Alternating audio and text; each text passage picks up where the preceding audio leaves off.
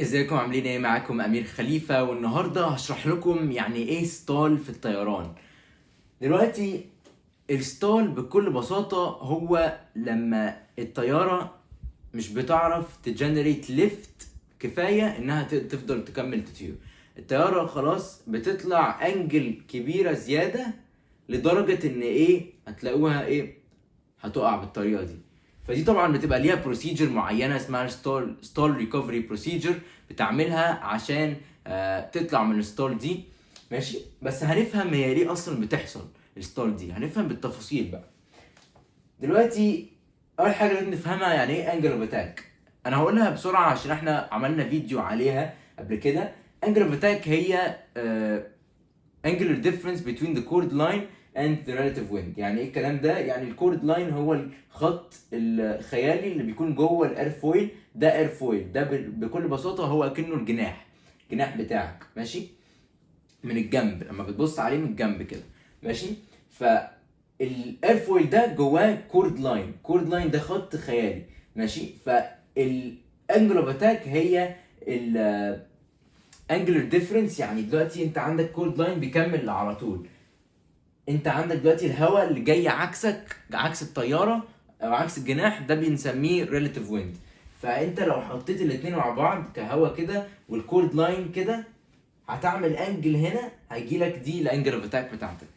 فانت دلوقتي الستال بتحصل لما حاجه واحده بس تحصل، او يعني طبعا في حاجات تانية بتحصل، بس السبب الاساسي اللي عايز اقوله هو السبب الاساسي ان الستال اللي هو الكريتيكال انجل اوف اتاك بتتعدى. يعني ايه الكريتيكال انجل اوف اتاك؟ في حاجه اسمها كريتيكال انجل اوف اتاك برضو، هي لما ايه الانجل اوف اتاك بتاعتك بتعلى لدرجه معينه انها بتبقى زياده قوي، بتبقى كتيره قوي، لدرجه ان الطياره مفيش هواء كفايه بيعدي من فوق وعارف يوصل للناحيه التانيه. فده يخلي ايه؟ ده يخلي ان الطياره مش عارفه تجنريت ليفت، و يخلي ستال يحصل، ماشي.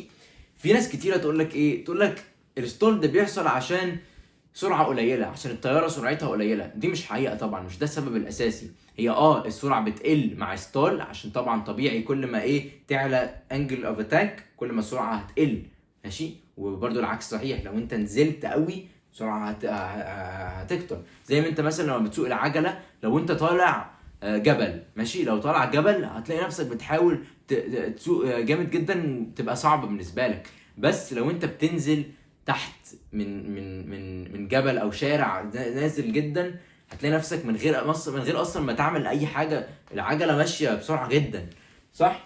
فده نفس الفكره بالظبط، ده اللي بيحصل في الطيارات بالظبط.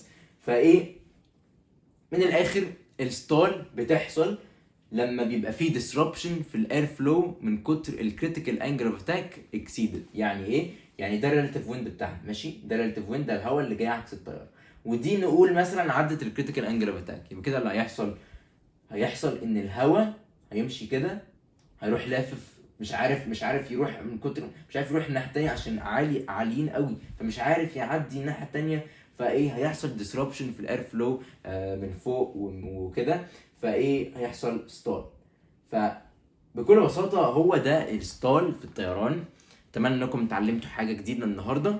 لو عايزين تجهزوا لدراسه الطيران 100% وايه ما تكونوش من الناس اللي بيدخلوا دراسه الطيران مش فاهمين حاجه، وايه بعد كده يعيدوا امتحانات ويتاخروا ويدفعوا فلوس كتيره قوي في جراوند سكول وحاجات زياده ويتعبوا، انتوا ممكن تجهزوا من دلوقتي. انا عملت لكم كورس، ماشي، لو ادخلوا على موقع skyprepacademy.com او دوسوا على اللينك، اول لينك هتشوفوه هنا في الديسكريبشن هيوديكم الويب سايت، ماشي. ده هيجهزكم 100% لدراسه الطيران. موجود معظم الحاجات اللي هتحتاجوها عشان تجهزوا وتبقوا جاهزين 100%. فايه اتمنى انكم اتعلمتوا حاجه جديده النهارده. ما تنسوش تبعتوا الفيديو ده لكل اي حد مهتم بالطيران وبيحب الطيران. وشكرا جدا انكم اتفرجتوا. عندكم اي اسئله اسالوني. اشوفكم المره الجايه، مع السلامه.